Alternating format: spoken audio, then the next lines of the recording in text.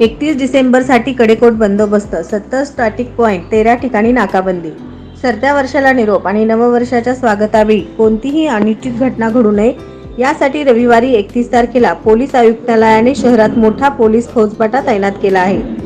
यासाठी 70 static point, 13 ठिकाणी नाकाबंदी, बॅरिकेडचे नियोजन केले होते. तर उत्साहात कोणी अनुचित वर्तन केल्यास कारवाईचा इशारा पोलीस आयुक्त डॉ. राजेंद्र मांढरे यांनी दिला आहे.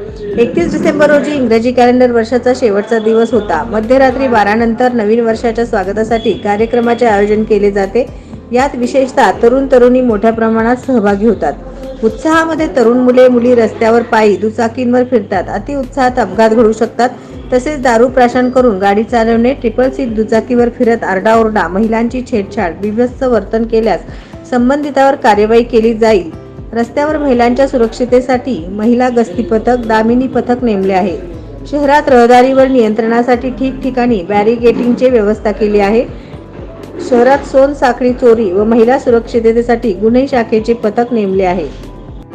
नवनवीन बातम्या पाहण्यासाठी SB न्यूज चॅनलला लाईक करा, शेअर करा, सबस्क्राईब करा.